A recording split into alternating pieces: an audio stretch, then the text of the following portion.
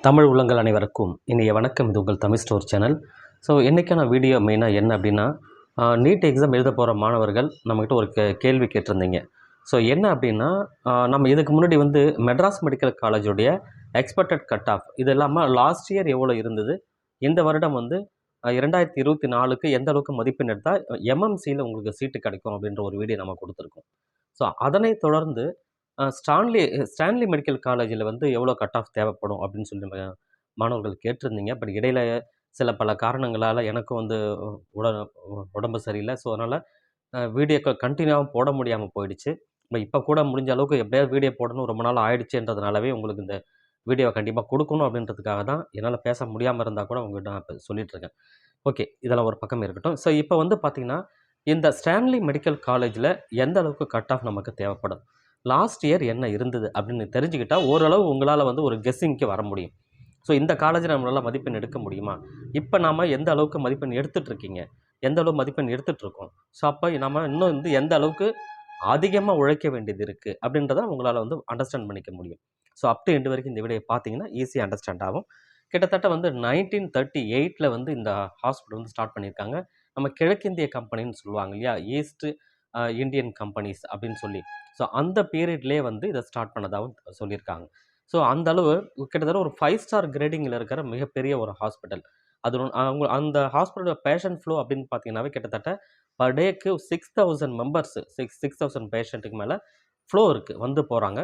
So அந்தளவுக்கு flow அதிகமாக இருக்குது. வெல் அண்ட் பெஸ்ட் அப்படின்னு சொன்னீங்கன்னா இந்த ஸ்டான்லி மெடிக்கல் காலேஜை சொல்லலாம். அதாவது எம்எம்சிக்கு அடுத்தபடி. சரிங்களா? சார், இப்படிப்பட்ட மிகப்பெரிய ஒரு மெடிக்கல் காலேஜில் நீங்கள் ஒரு மெடிக்கல் சீட்டு கிடச்சி நீங்கள் அதில் படிக்கிறீங்கன்னா மிகப்பெரிய கௌரவம் கண்டிப்பாக உங்களுக்கு இருக்கும். ஸோ அதற்கு மதிப்பெண் எவ்வளோ தேவைப்படும் அப்படின்றத முக்கியமாக நீங்கள் தெரிஞ்சுக்கணும். சரி, நான் கேட்டகரிஸ் வைஸ் உங்களுக்கு மதிப்பெண்ணை நான் இப்போ சொல்கிறேன். ஸோ மைண்டில் வச்சுக்கோங்க. 2022க்கும் 2022 எந்த அளவுக்கு இருந்தது, 23க்கு எந்த அளவுக்கு இருந்தது, 24க்கு எவ்வளோ தேவைப்படும் அப்படின்றத டீட்டெயிலாக நான் உங்களுக்கு சொல்கிறேன். ஓப்பன் கேட்டகரி ஓசி கேட்டகரியை பொறுத்த வரைக்கும் பார்த்தீங்கன்னா 2022 643 கிட்ட தேவைப்பட்டது. இந்த ஓப்பன் கேட்டகரின்றது எந்த கேட்டகரியுமே இருக்க மாட்டாங்க. எந்த கேட்டகரி வேணால் அதில் காம்பன்சேட் நீங்கள் போட்டியிடலாம். இரண்டாவது, அதிக மதிப்பெண் இருக்கிறவங்க தான் அந்த ஓப்பன் கேட்டகரிக்குள்ளே வருவாங்க. சம்டைம்ஸ் சில பேருக்கு சில டாக்குமெண்ட்ஸ் இல்லாமல் இருந்தால் கூட அவங்களும் கம்ஸ் அண்டர் ஓசி. சரிங்களா? அப்போ நீங்கள் ஓசி கேட்டகரியில் வரீங்கன்னு சொன்னால் உங்களுக்கு 2022 643 கிட்ட இருந்தது. 23ல் 661 அது அதிகரிச்சுது. ரைட்டுங்களா? ஸோ அது எக்ஸ்பெக்டட் என்னன்றதை நான் பின்னாடி சொல்கிறேன். அதே போல் பிசி கேட்டகரி பேக்வர்ட் கிளாஸை பொறுத்த வரைக்கும் 635 2022க்கு, 650 2023க்கு. ஸோ இதுவும் இன்க்ரீசிங் ட்ரெண்டில் கண்டிப்பாக இருக்கத்தான் செய்யுது. அதே போல் பிசிஎம், ஸோ பேக்வர்ட் முஸ்லீம், ஸோ இவங்களை பொறுத்த வரைக்கும் 628 2022க்கு, 644 2023க்கு அமைஞ்சுது. சரிங்களா? அதுதான் லாஸ்ட் லீஸ்ட் கட் ஆஃபாக இருந்திருக்கு.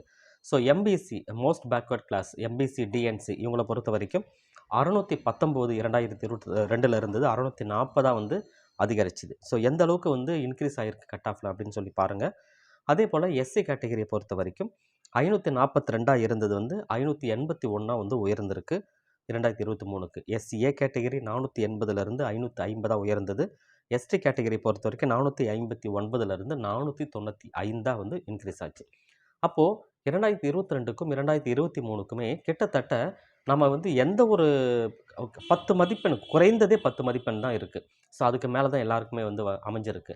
அப்போ 2024க்கு இதே அளவு இருக்குமா அப்படின்னா பெருசாக நம்ம சொல்ல முடியல. ரெண்டாவது பார்த்தீங்கன்னா, நம்ம கட் ஆஃப்ன்றது எப்போ கரெக்டாக நம்மளால் சொல்ல முடியும் அப்படின்னு பார்த்தீங்கன்னா, உங்களுக்கு ரேங்க் லிஸ்ட்டை வெளியே நீங்கள் நீட் எக்ஸாம் எழுதி எல்லாத்தையும் கம்ப்ளீட் பண்ணதுக்கப்புறம் ரேங்க் லிஸ்ட் ரிலீஸ் பண்ணுவாங்க இல்லையா, அந்த ரேங்க் லிஸ்ட்டு வெளியே வந்ததுக்கப்புறம் டீட்டெயிலாக நம்மளால் சொல்ல முடியும். எக்ஸாக்டாகவும் அது ஓரளவு இருக்கும், நியர்பை இருக்கும். சரிங்களா? இப்போதைக்கு ஒரு சேஃபஸ்ட் மார்க்காக சொல்லணும் அப்படின்னா, இப்போ நான் சொன்ன 2023 என்ன சொன்னனோ அதுலேருந்து ஒரு 5 to 6 மார்க்ஸ் அதிகமாக எடுத்துட்டீங்க அப்படின்னா உங்கள் சேஃபஸ்ட் மார்க்காக கண்டிப்பாக அது இருக்கும். இரண்டாவது, இந்த அப்ளிகேஷன் நீட் அப்ளிகேஷன் எவ்வளோ பேர் அப்ளை பண்ண போகிறாங்க, எவ்வளோ பேர் எலிஜிபிள் ஆகிறாங்க, இதெல்லாம் பொறுத்து இது வேறுபடும். சரிங்களா?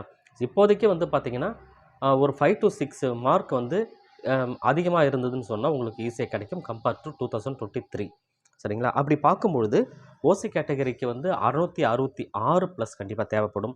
பிசி கேட்டகரிக்கு 555 ப்ளஸ் கண்டிப்பாக இருக்க வேணும். பிசிஎம்மை பொறுத்த வரைக்கும் 649 ப்ளஸ் கண்டிப்பாக இருக்கணும். அதே போல் எம்பிசி அண்ட் டிஎன்சியை பொறுத்த வரைக்கும் 645 கிட்ட இருந்தாகணும் மதிப்பெண். தென் எஸ்சி கேட்டகரியை பொறுத்த வரைக்கும் 686, எஸ்சிஏ கேட்டகரி பொறுத்த வரைக்கும் 555 ப்ளஸ்ஸு. அதே போல் எஸ்டி கேட்டகரி பொறுத்த வரைக்கும் 500 ப்ளஸ் கண்டிப்பாக மதிப்பெண் தேவைப்படும். ஸோ இது நான் சொல்கிறது ஒரு 5 மதிப்பெண் கூட வச்சு நான் சொல்கிறேன். பட் இது அப்ராக்சிமேட்டாக தான் நான் சொல்கிறேனே தவிர எக்ஸாக்டாக கண்டிப்பாக கிடையாது.